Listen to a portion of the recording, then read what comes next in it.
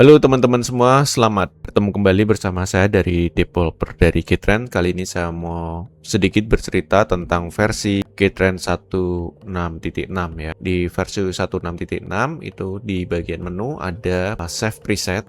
Save preset ini akan menyimpan seluruh settingan termasuk OCR parameter fix, area dari OCR ya. Area OCR ini yang bisa kita load dengan 1, 2, 3, 4, 5. Terus kemudian seluruh settingan yang ada di sini, prompt dan sebagainya, ini akan sangat memudahkan kita bila kita memiliki bermain game dengan settingan yang berbeda-beda ya, atau project yang berbeda-beda. Jadi akan sangat mempermudah. Kita bisa load langsung di sini seperti ini. Otomatis nih settingan yang cocok untuk dipakai untuk main game ini. Tapi untuk project lain mungkin saya untuk bikin video, bikin short dan sebagainya saya akan punya settingan tersendiri. Nah, ini akan sangat mempercepat proses kita untuk menyeting sesuai dengan kebutuhan kita.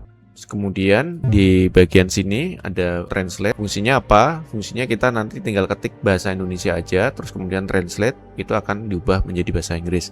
Karena AI itu akan lebih cepat memprosesnya menggunakan bahasa Inggris ya. Bahasa ibunya itu trainingnya menggunakan bahasa Inggris. Kalau kita menggunakan bahasa lain, dia akan menerjemahkan bahasa lainnya itu ke bahasa Inggris, baru dari bahasa Inggris akan diproses esainya. Jadi ada semacam pemrosesan tambahan yang akan lebih lambat ketimbang kita langsung menggunakan bahasa Inggris. Jadi seperti di sini ya, ketentuan yang sudah saya tambahkan, gunakan bahasa Inggris untuk mempercepat proses AI, semakin pendek semakin cepat proses AI, tapi semakin pendek juga terkadang bisa menjadi tidak akurat ya. Semakin detail, AI akan semakin mudah memahami, namun prosesnya akan lebih lambat. Model AI dengan parameter yang lebih tinggi akan semakin baik dalam memproses ya.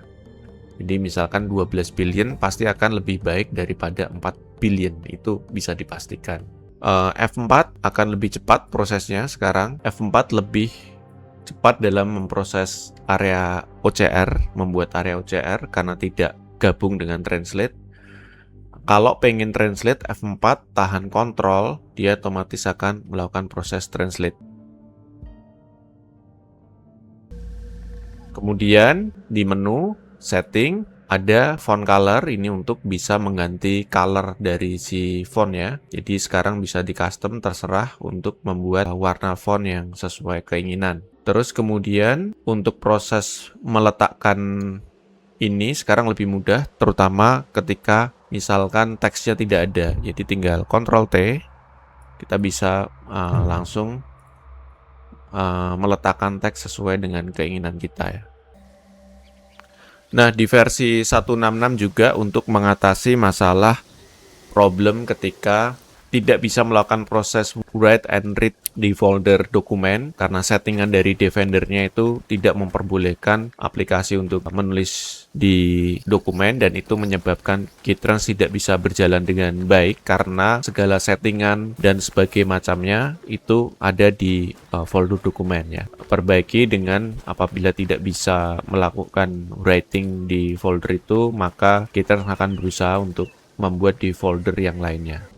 Terus update lainnya adalah saya tambahkan 2 slot lagi untuk save area OCR. Area dari OCR itu bisa kita save dan kita load ya. Misalkan kita pencet F4 di sini, terus kemudian shift 1 itu artinya menyimpan.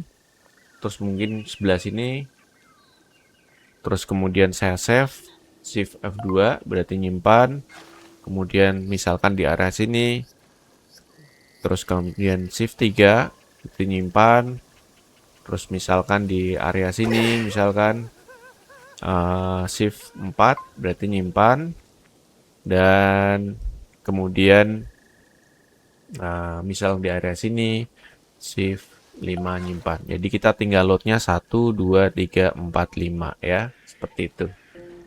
Apabila kita menempatkan subtitle ada di area OCR, maka si teks ini, teks dari subtitlenya sekarang tidak akan tercapture oleh OCR. Tapi ada baiknya tetap ditaruh di sebelah atas ya. Jadi kalau tidak sengaja atau misalkan kita bikin sebuah ada teks di sini terus kita blok dan subtitlenya ada di sebelah sini, maka dia tidak akan tercapture. Jadi kalau kita baca kodek misalkan, terus ini ada di daerah si kodek tersebut, kemudian kita translate, si subtitlenya tidak akan tercapture oleh OCR-nya. Untuk beberapa masalah di Ollama sedang saya investigasi problemnya, masalahnya, karena itu memang sangat rumit sekali untuk problem solvingnya. Jadi untuk mengatasi apabila terjadi problem translate-nya tidak muncul atau patah, itu matikan auto translate, translate menggunakan gamepad atau keyboard ya. Secara efek translate manual menggunakan gamepad atau keyboard itu, bahkan menggunakan Google maupun ChatGPT, itu ada rasa secara psikologi itu terasa instan cepat karena hanya perbedaannya 1 detik ya. Tapi ketika menggunakan auto translate itu ada rasa di mana psikologi kita itu translate harus sama dengan teks muncul. Tapi kalau kita translate menggunakan gamepad atau keyboard, ketika teks muncul kemudian kita pencet, 1 detik kemudian muncul, itu seolah-olah secara psikologi tidak ada ketertinggalan. Dan kelebihannya kalau kita translate manual itu adalah kita akan mengurangi beban overload di sistem ya. Kadang si AI itu sendiri dalam proses mentranslate itu, ketika dia sedang dalam proses mentranslate, terus kemudian ada translatean baru masuk, itu membuat sistemnya itu menjadi bermasalah. Nah, manajemen penanganan itu yang sebenarnya sangat rumit untuk dihandle ya di auto translate. Oke, itu aja untuk versi 1.6.6. Sampai ketemu lagi di video selanjutnya.